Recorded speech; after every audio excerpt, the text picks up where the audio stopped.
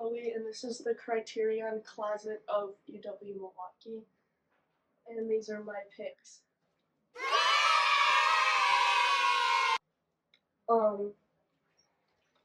Ghost World was recommended to me by my homoerotic best friend.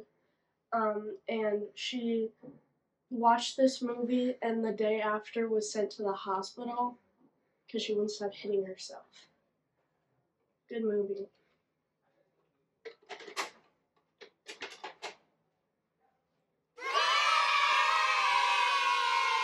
Oh, next.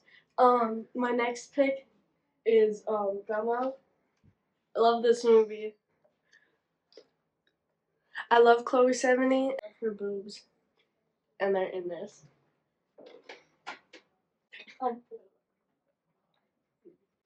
Oh my god. Divine, my queen. That's it. That's all I have to say. This is a pick of mine. I have a very strong emotional connection to this movie. It's one of my favorite movies ever. I don't really know what else to say, but I really, really, really like the Beatles. The first time I watched Carrie was with my mom, which, if you know anything about Carrie, it's not the greatest movie to watch with your mom because there's a lot of naked little girls running around.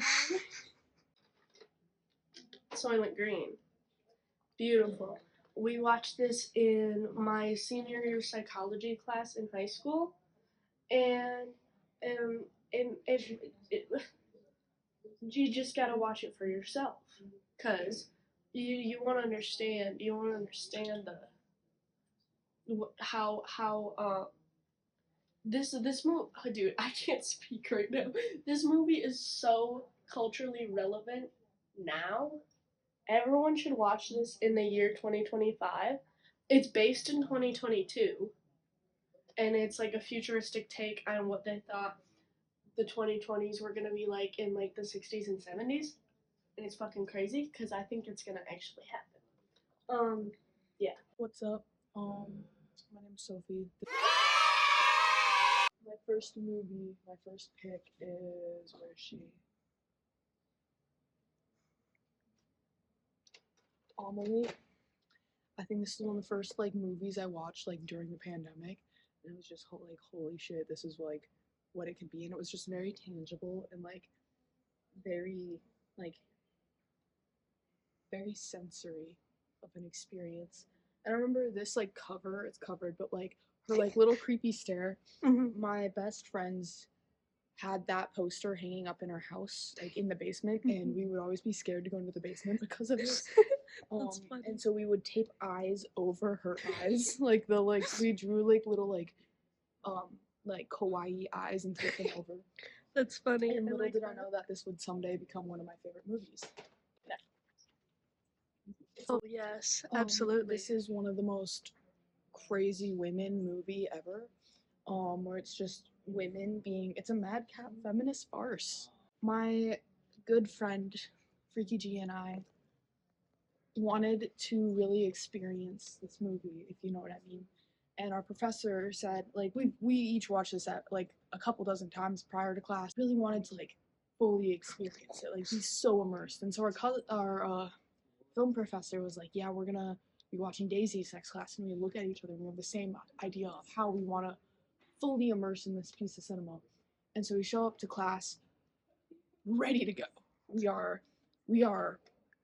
primed and ready. We are prepared. We're in the mental space for this. For legal reasons, we didn't. But yeah, we came to class prepared, and then we're like so ready. Like I didn't even bring my books that day. Ready to watch Daisies. I can't sit still. And our professor's like, LOL, next week, we're not watching it this week. And so we go next week, prepared to watch this movie, only for him to be like, nah, I changed my mind, we're watching it Thursday. So there were too many times where I showed up to class in a Daisy's state of mind, and only not to watch it, but I do love this movie quite dearly. Her story of porn.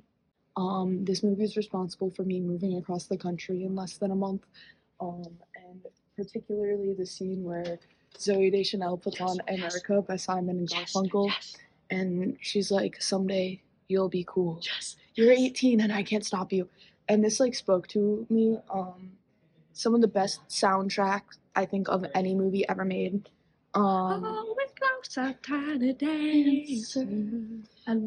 Amazing, great performances, great story, engaging. They don't make shit like this anymore. Type shit. End of freshman year, closet pics.